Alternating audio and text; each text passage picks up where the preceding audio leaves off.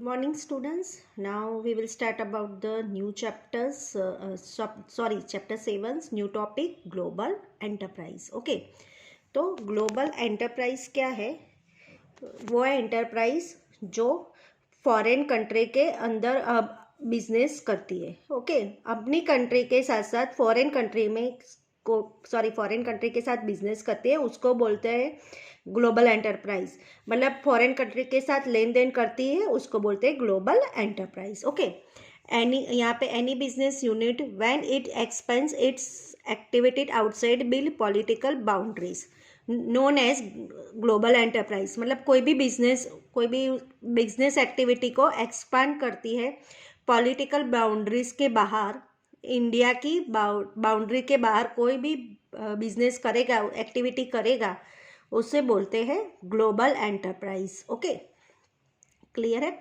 Any business unit when it expands it activities okay outside the political boundaries known as global enterprise. Business enterprises दो types के होते हैं. Okay, first है domestic enterprises and second है global enterprises. Global enterprises में भी तीन part में बांटे गए. International enterprises, multinational enterprises, transactional enterprises. Okay, अभी क्या होता है सब हम आगे डिटेल्स में एक्सप्लेन में करती हूँ, तो हम पढ़ेंगे. बिजनेस एंटरप्राइजेस के दो पार्ट में बांटा है, वो क्लियर हुआ. एक domestic enterprise and domestic enterprise होता क्या है. ओके, डोमेस्टिक और local enterprise, those enterprise which unit their business activity within the political boundaries of their country are known as domestic enterprises. Domestic enterprises कौन सी होती है? वो एंटरप्राइज जो अपने बिजनेस एक्टिविटी को पॉलिटिकल बाउंड्री के अंदर रखती है, इंडिया के अंदर रखती है. जो कंट्री में रह रहे वही कंट्री के अंदर वो उसकी एक्टिविटीज़ रहती है, उसको बोलते हैं domestic enterprise. Okay, normally based on the countries business environment their business policies are formulated. ये लाइन क्या बोल रही है? कौन से कंट्री के बिजनेस हो रहा है, वो कंट्री को ध्यान में रखते हुए बिजनेस का एनवायरनमेंट और बिजनेस की पॉलिसीज बनाई जाती है. क्लियर हुआ? डोमेस्टिक और लोकल एंटरप्राइज क्या होता है?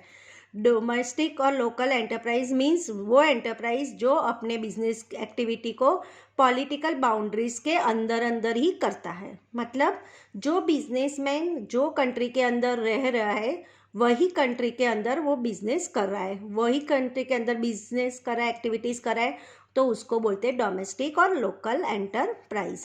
ओके, सेकंड है global enterprise.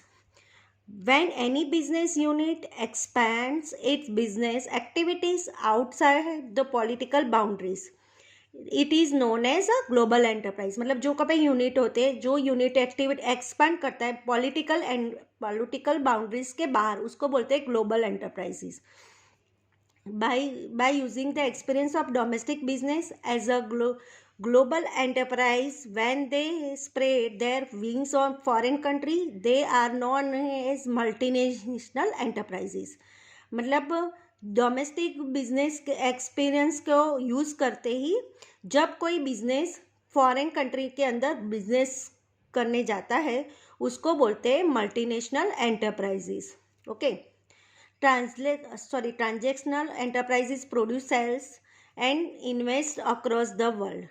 They are such organized enterprise which use the factor of production and wealth of the entire world to earn profit from the world market. Okay, ये ऐसी enterprises है जो जो सब कंट्री के investment का लेके, सब कंट्री के प्रोडक्ट को लेके साथ लेके बिजनेस करता है.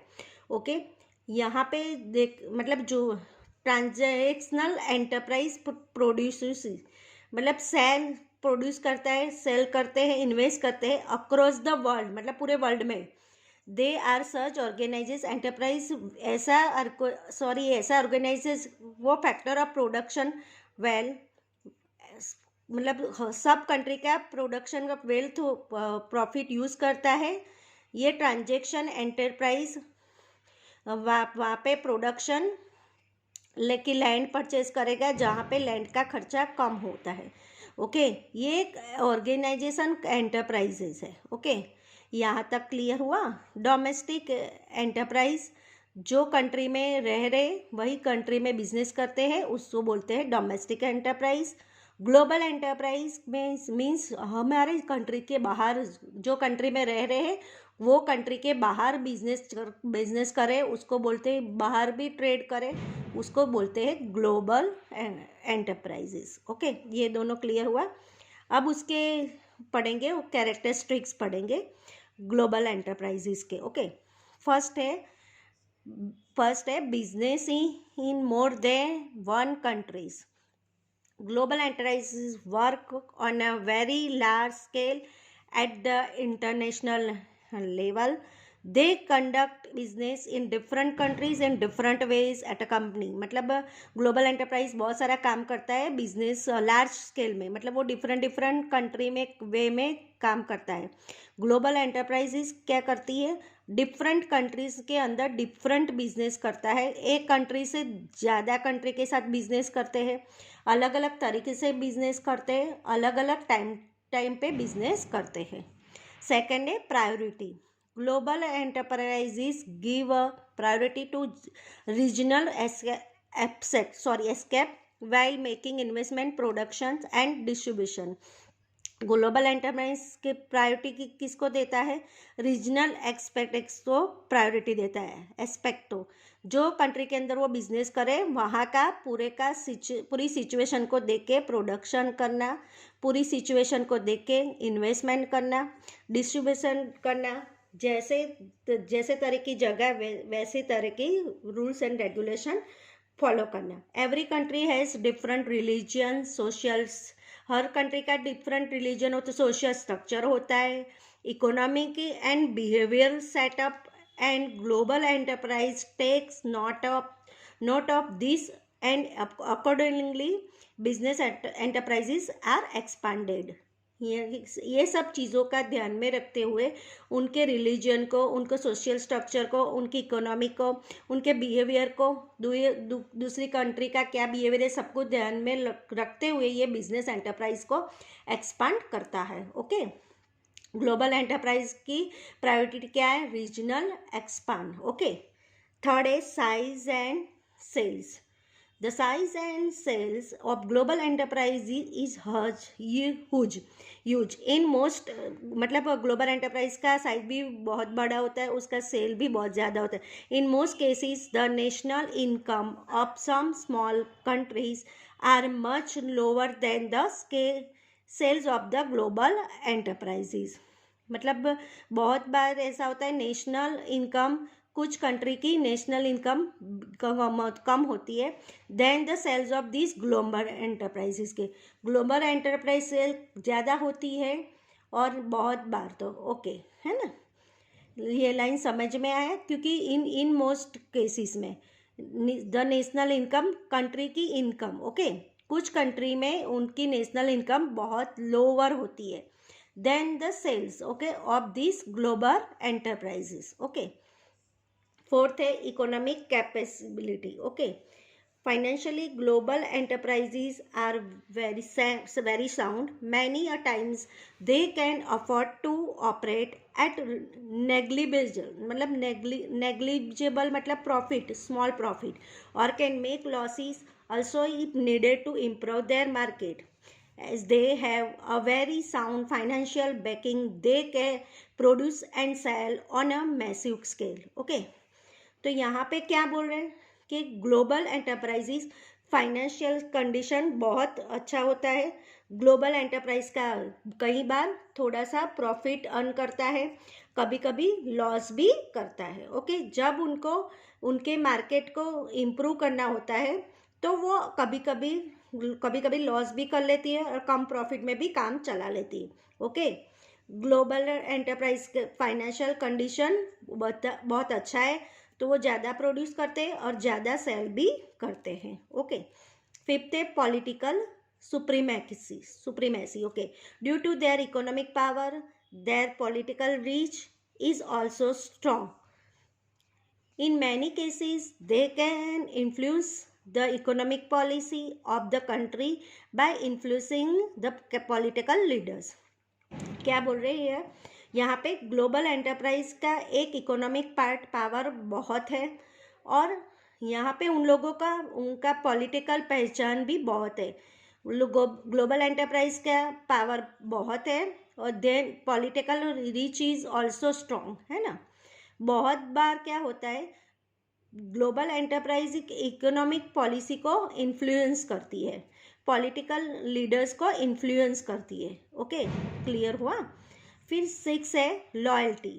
Global enterprises do business with number of countries but many times they are not loyal to these countries. Their loyalty level is very high and their parent nation, मतलब बहुत company के साथ वो बिजनेस करती है, many times they are not loyal to these countries, but global enterprise उन country के साथ लॉयल नहीं रहते. Their loyalty level is very high for their parent nation. उनकी लॉयल्टी उनके पेरेंट के नेशन के साथ ज़्यादा दिखती है. जो देश में रह रहे, जो कंट्री में रह रहे, उनकी वो नेशन में उनकी कंट्री के साथ ज़्यादा लॉयल रहते हैं. ओके, ग्लोबल एंटरप्राइज बहुत कंट्री के साथ डील करती है, हर कंट्री के साथ उनकी लॉयल्टी नहीं बताते. ओके, क्लियर हुआ. यहाँ नेक्स्ट है 7th emergence in development country. Emergence global enterprises have predominantly anchored is economically developed countries, while they do business mostly in developing and underdeveloped countries of the world. तो क्या बोल रहे हैं यहाँ पे? कैप्चर ग्लोबल एंटरप्राइज एग्जिस्ट होती है develop country के अंदर. ओके, पर ग्लोबल एंटरप्राइज ज़्यादा करते बिजनेस करती है वो डेवलपिंग अंडर डेवलप कंट्री के अंदर बिजनेस करती है. ओके, पर ऐसे एस्टेब्लिश कहाँ पे होती है? डेवलप कंट्री के अंदर होती है, एस्टेब्लिश होते. और बिजनेस के साथ किसके साथ करती है? Developing and under develop country के साथ करती है. ओके, नेक्स्ट है massive expenditure on research and development. उसको बोलते हैं R&D. बहुत ज़्यादा एक्सपेंसिव रिसर्च के बाद, डेवलपमेंट के बाद global enterprises spend huge amount of money on R&D and improve research and development, improve their knowledge.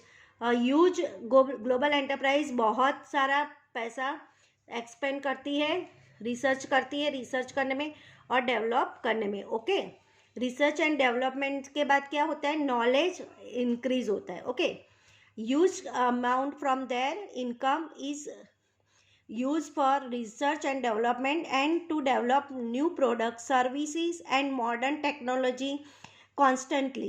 As a result, they are able to afford capital intensive technology. Okay, तो यहाँ पे अपने income में से बहुत ज़्यादा पैसे स्पेंड करती है रिसर्च एंड डेवलपमेंट के लिए.